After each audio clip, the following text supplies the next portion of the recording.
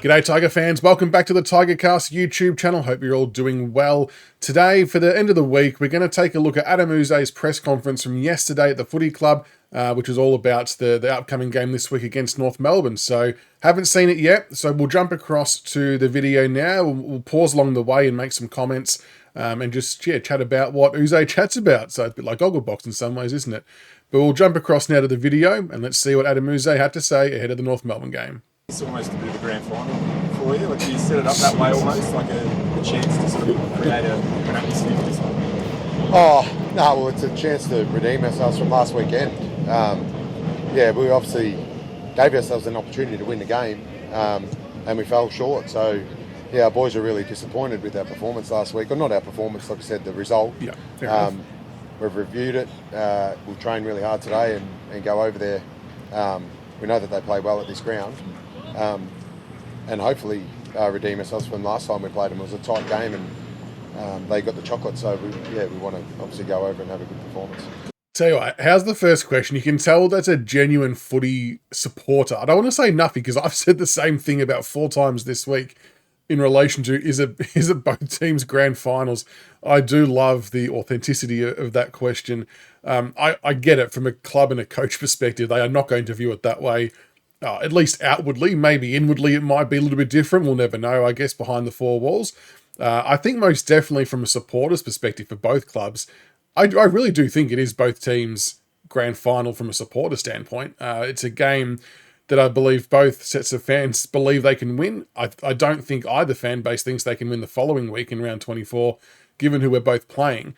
So this does feel like the last opportunity for both teams to win, but it's good to hear Adem talking about that they were obviously disappointed about the outcome of last week's game against St Kilda.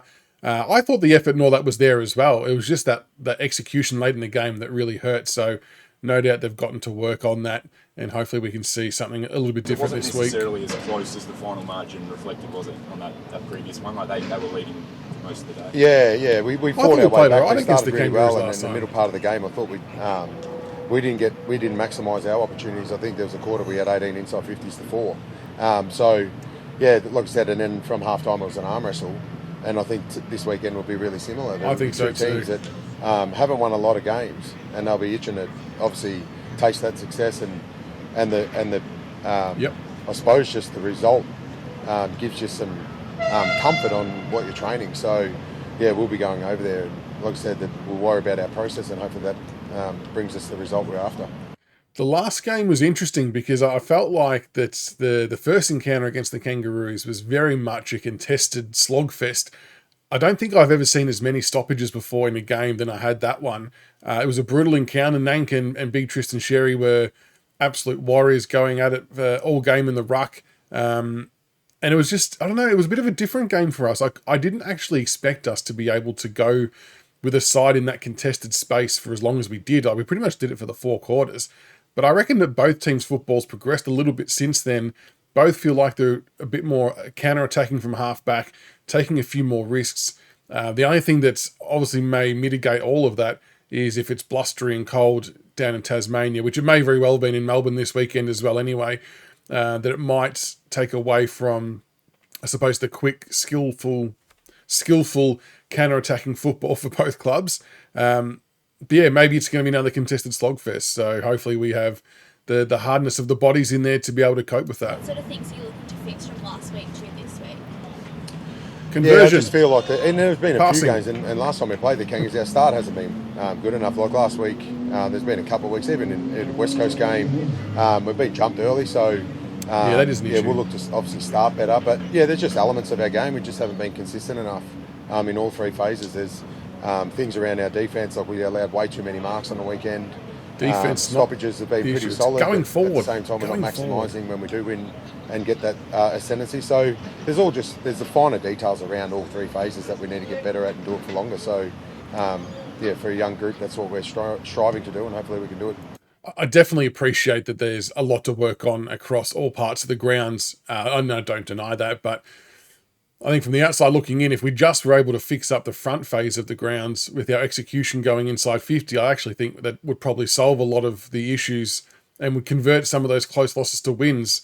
it might seem simplistic on the surface, but I do like that even though I guess from the outside, we've all been very high praised of our defence, and not that Adem's not, he most definitely is, but still good to see that they acknowledge there's things they want to work on and tighten up in that space well to continually get better in a part of the ground we're already strong in. So that's definitely a positive sign to hear from the coaching group. 4 quarters this weekend. We've seen some of the younger players really take a step up and a leap this year as compared to last year. How do you see their years?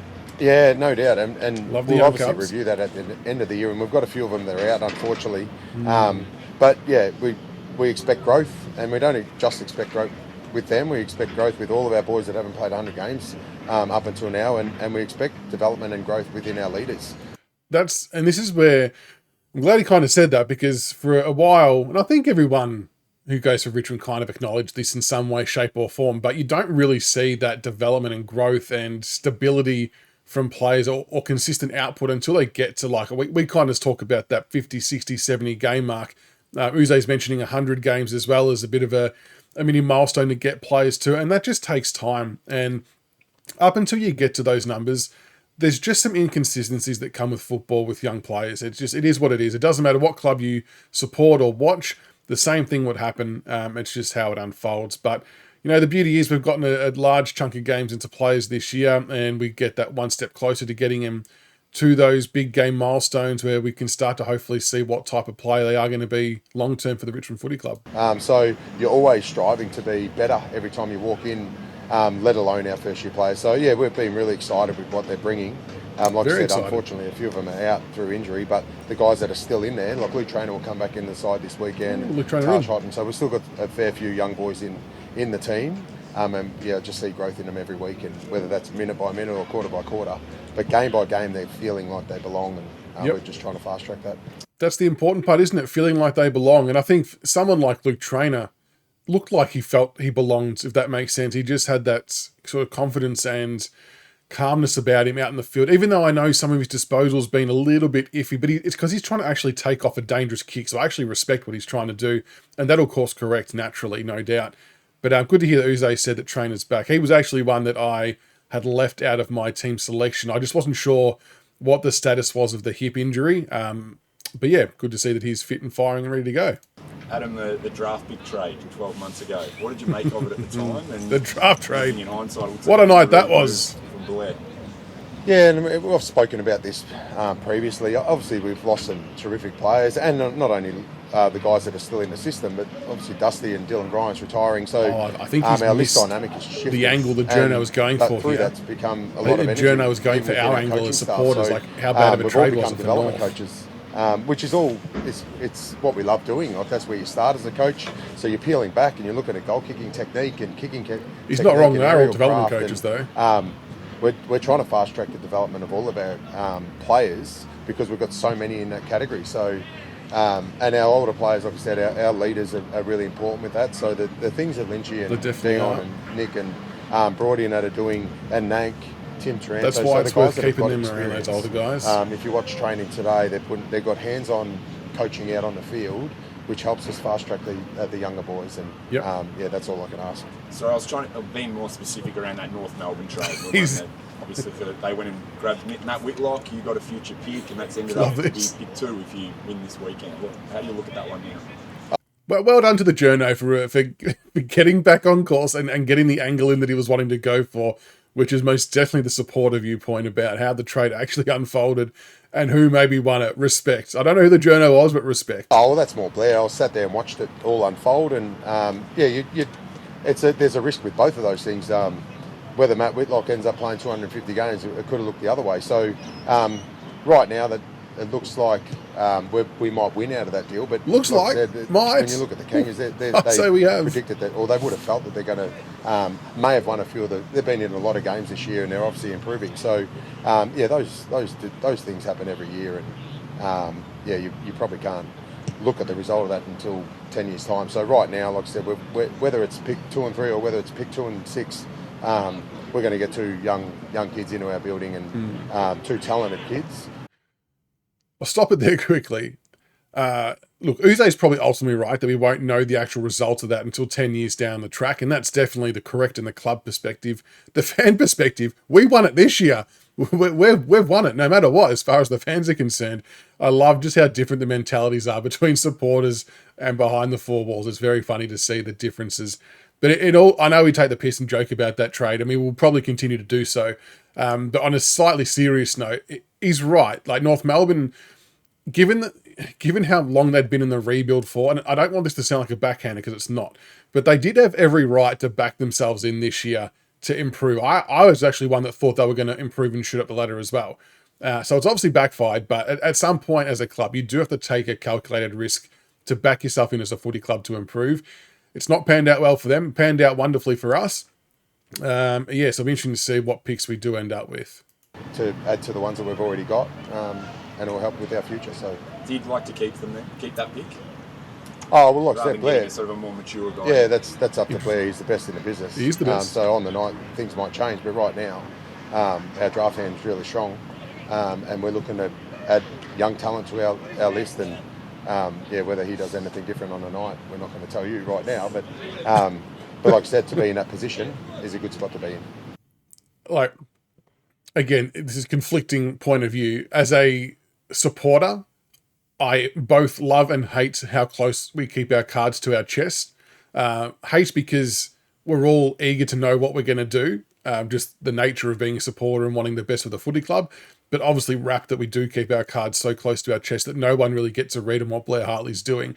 Would hate to play poker against Blair Hartley, let's put it that way. But yeah, interesting for Muse. At the start, it kind of hinted and alluded to taking 2 draftees, but then then he kind of put some uncertainty around that as well. So whether deliberate or not, I thought that was well played.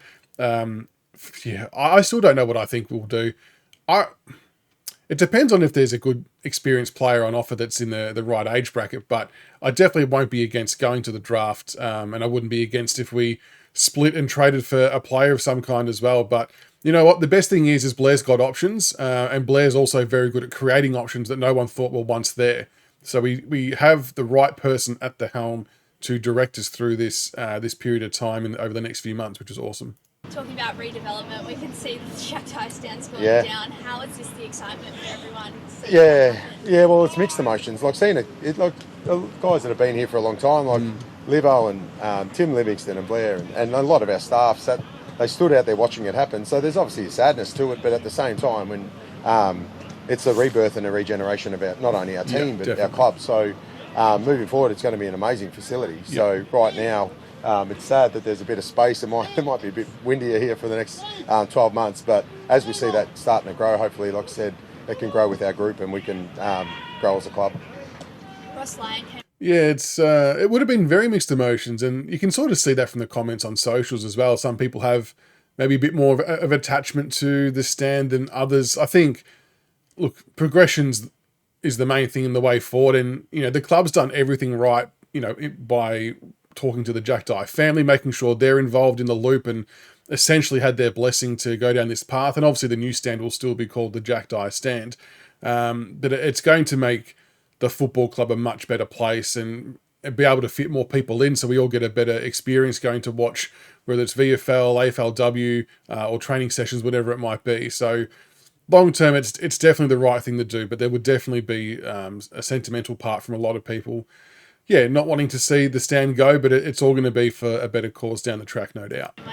He was a bit fired up yesterday talking in his press conference saying that the press conferences should be about the Ross Lyon one. Coming ahead. What do you think about that? Do you think that press conferences should be open? This should be an interesting reply. Or do you reckon it should be mostly directed as for the game coming on? Well, it's going to be a balance of all those three things. You're looking at the last game that you played and what you're doing with your list and the game that you're playing. So, it is what it is. Every week's a little bit different, but most of the time we're talking about the same things. Like I said, we're looking at the previous week, looking at some list options, especially this time of year, and then you're looking at who you're playing. So, I'm all good with that. I actually tend to agree with Ross Lyon a little bit. I remember, not to open up old wounds, but the press conference earlier in the year that Uze had for this time of week, after one of the Noah Bolter hearings or whatever had happened, the 8 minutes was spent asking the same question in a different wording, and Uze, you could see, was quite sick of it, and I think he even said, we're here to talk about the game this week. So I definitely think that these press conferences should be more about, your previous game, your upcoming game. And look, there's probably a couple of questions worth if there's something topical happening, but the reporters who are there just need to be mindful of why they're there, and let's not dedicate 8 minutes to asking the question that you're not going to get an answer to. That's probably the important part. If there's something that's happened, or if there's a player wanting to be traded, or whatever it might be, the coaches aren't going to give you the answer you want. They're well trained in media. It's completely irrelevant to ask the question because it's just going to be flat battered. So you may as well talk about things they can talk to you about, which is the upcoming games. But yeah, I'm sure all coaches have different bugbears with presses. Obviously you want to win every game, Adam, but are there extra bragging rights knowing that if you do win it, it's a very good chance that you're just going to hold them off, or you will hold them off because it's around 23? Yeah, well, not really. Like I said, there's no bragging. Bragging rights is winning the game and playing the right way. So if you start looking at those things, you're looking at the results. And our young crew need to, like I said, we haven't started well. So there's a process around that. So if we start thinking about results, and if I start building the game up around whatever pick it's going to be, I'm not sure our players are going to warm to that. So we want to play a certain way. We want to go over there and put on. So I'm laughing again because it just really highlights the professional attitude and the way clubs go about it compared to what the fans think and talk about. Because I've seen all the dialogue all week between fans. It's all about the pick 2 and the pick 3 and what's going to end up where. And I do like that the players don't buy into that. And Adam's bang on that is not the way you would pitch the game to the players to try and get a performance out of them. And it must be really difficult, I think, as a player as well. They always talk about being process-driven and not worrying about the scoreboard. And I'm sure something must come into their mind at some point. But to be so focused on just the way to get to the end of the process it's really admirable. And it's not just our club; all players at all clubs do it. But that's why they're elite athletes. It's a very special and dedicated mindset. And us fans are a bit more simple in nature and just want those draft picks. On a performance that our Tiger Army are proud of and that we're proud of. So like last week, like I said, we're proud of our effort. Absolutely. We missed out the opportunity to get the 4 points, and we get a chance to go and redeem ourselves this weekend. So there you go. There's Ademyze's press conference from, was it the 14th of August in relation to the North Melbourne game coming up this weekend.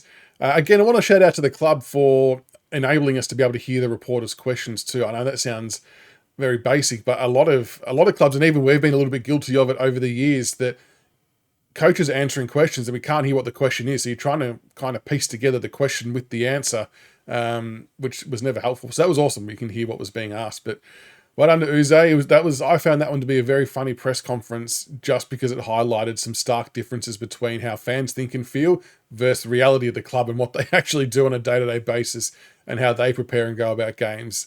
Very, very funny. But let us know what you think in the comments below. I really love Uze warming into this role. I think you can see that they've got a plan. You can see that they know where they're going and what they're doing. And it's just a time thing. They just need time to be able to implement the next phase of the plans and get things a bit more elevated and some new parts of the game plan in, hopefully for the front half of the ground. But I definitely get the sense and the vibe that they're very much in control and understanding of what's happening and where we're at. And I think that's really important for us as supporters to kind of feel that we're being looked after and we're in the right spot as a club. And it definitely does feel that way. But let us know what you all think in the comments below the press conference. And we're a couple of days out from the big game. So fingers crossed we can play well and get the 4 points. It would be nice to finish with 6 wins for the year. So all the best on Sunday, and until next time, go Tigers.